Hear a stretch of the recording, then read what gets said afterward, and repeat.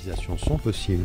Simplement, faut pas être naïf, faut pas être naïf, faut pas être naïf. Faut pas imaginer que les peuples se soulèvent sans que, comme ceci, parce que tout à coup, une personne s'est immolée par le feu. C'est possible que ce soit l'élément déclencheur, mais c'est pas l'élément préparateur. L'élément déclencheur, mais c'est pas l'élément préparateur. Ça paraît contradictoire. Comment soutenir des dictatures et soutenir ses opposants? Par ailleurs, on sait aussi que dans le marché des armes, ça a souvent été le cas. On a souvent, les États-Unis, ils vendaient aux uns aux autres et se faisaient de l'argent sur les morts des deux côtés. Ici, d'un point de vue géostratégique, on s'apercevait que d'abord la situation devenait de plus en plus invivable d'un point de vue économique, paupérisation, pauvreté, marginalisation, le prix du pain qui a augmenté de façon exponentielle en Tunisie, et c'était la réalité, des gens disaient en Égypte ça va exploser. Donc on avait une situation socio-économique très très difficile. On est dans des situations de fin de règne. Ben Ali est très malade, qui va reprendre la relève? Et Moubarak, on voit son fils, et son fils qui tient 60% du marché des grandes entreprises égyptiennes, est en train de lorgner du côté de l'Asie, du côté de la Chine. Donc, parce qu'il sait en l'occurrence que la Chine, elle ne lui demande aucun compte humain. C'est-à-dire les droits de l'homme, ils s'en fichent complètement. Tant qu'on fait du business, ça marche. Et donc, on a aujourd'hui des fins de règne. Et puis le déplacement, l'arrivée de nouveaux acteurs sur le plan régional, des acteurs comme la Chine, l'Inde, la Russie. Et on verra qu'ils ont beaucoup dit, d'ailleurs, la Russie s'est opposée à l'intervention de l'OTAN en Libye, elle soutient la Syrie, la Chine c'est la même chose, l'Amérique du Sud, le Brésil, qui est aussi dans la région, la Turquie. Et tout à coup, ces nouveaux acteurs mettent à mal l'ancienne stratégie. Il n'y a plus de privilèges, il n'y a plus de monopole régional possible. Et donc, il faut trouver d'autres voies. Et d'autres voies, c'est peut-être effectivement de soit faire jouer plus spécifiquement l'armée, ou un régime apparemment plus démocratique, en gardant quand même une mainmise sur l'accès parce que quand le système politique va s'ouvrir, ceux qui vont permettre d'avoir un accès dans le système politique ouvert, c'est peut-être les multinationales. Or, les multinationales qui sont aujourd'hui les fers de lance de la politique régionale sont des multinationales qui, sur le plan de la production du pétrole, sur le plan du transport, restent américaines et européennes. Vous avez parlé aussi du rôle des... Certain que la révolte contre ces potentats qui ont été assez vite chassés du pouvoir, on a vu Ben Ali, il suffit que l'armée lui ait dit voilà, on te lâche, il est parti. Moubarak, ça a été plus long à se décider, mais on n'a pas pu le maintenir non plus. Mais il est très possible que ces colères populaires soient, c'est la stratégie impériale traditionnelle, manipulée et récupérée pour que finalement de ces révoltes ressorte une soumission au nouvel ordre mondial encore plus grande. On voit bien que Ouattara est un cadre du FMI.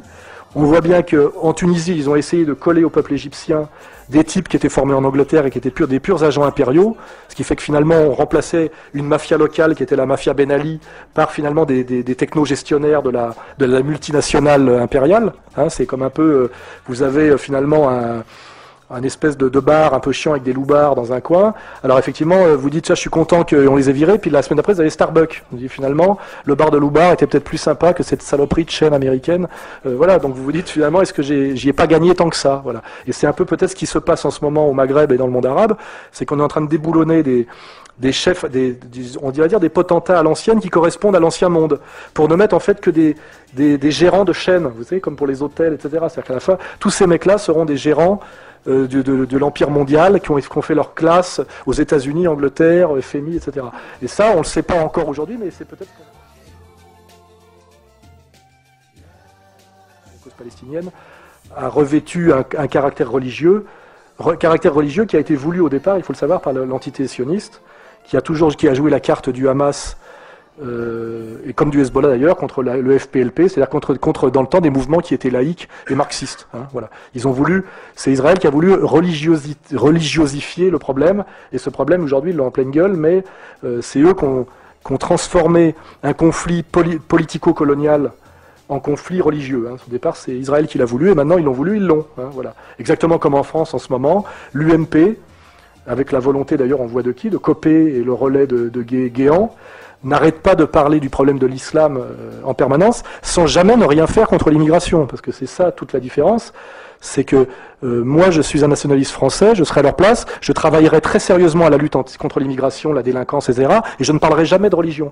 Je ferai le boulot honnêtement. Eux ne font rien et ne font que jeter de l'huile sur le feu en ethnicisant le problème. Parce qu'effectivement, on sait très bien que le musulman est issu du Maghreb, etc. C'est-à-dire qu'il y a vraiment aujourd'hui, de la part de responsables politiques et qui sont au gouvernement, un travail qui est ouvertement un travail de délinquant, c'est-à-dire d'accélérer, de favoriser ce qu'on appelle le choc de civilisation et de travailler à la guerre civile. Alors que normalement, leur travail serait effectivement de régler le problème que pose l'immigration par un travail quotidien administratif discret, sans discours, qui pourrait être très bien fait, qui est d'ailleurs validé par la plupart des musulmans français.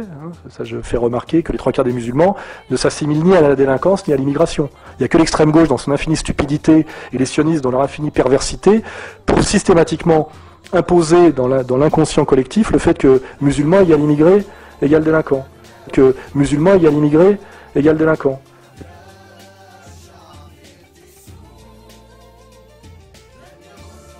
En dehors de tout ce qui est politique, il faut arriver à savoir pourquoi toujours ça se fixe sur l'islam. L'islam est comme un miroir déformant de cet Occident qui est en phase terminale d'autodestruction. Là. Ouais. La terreur que les Occidentaux ressentent, la terreur de l'avenir, est transformée en peur du terrorisme. Le manque de foi total en tout, y compris en Dieu, est transformé, déformé par le fanatisme religieux. Et cette burqa, moi je trouve que c'est symptomatique de ce que les Occidentaux, vraiment en fin de course, sont en train de se masquer. Ils sont tous masqués. Ils sont tous, eux, recouverts d'une burqa mentale pour se cacher. C'est comme si l'islam, pour l'occidental, était une caricature de ses propres tares. Le sujet, c'est pas le Coran. Si. Mais non, c'est pas le Coran, ça ne figure pas dans le Coran. Mais arrêtez avec votre dignité de femme. Les femmes-là sont plus dignes que les vôtres. Ça n'a rien à voir, ça. Mais parce que si la femme se voile, c'est son rapport à Dieu. Ça n'a rien à voir avec les autres. Elle s'en fout des autres. C'est son rapport personnel à Dieu. Renseignez-vous sur la religion musulmane et après vous pourrez parler. Renseignez-vous sur la religion musulmane et après vous pourrez parler. Renseignez-vous sur la religion musulmane et après vous pourrez parler. Renseignez-vous sur la religion musulmane. Et la larme de ton cœur derrière tes dents. Yatouns, écoute l'appel au devant. Yatouns, écoute l'appel au dedans. Yatouns, écoute l'appel au devant.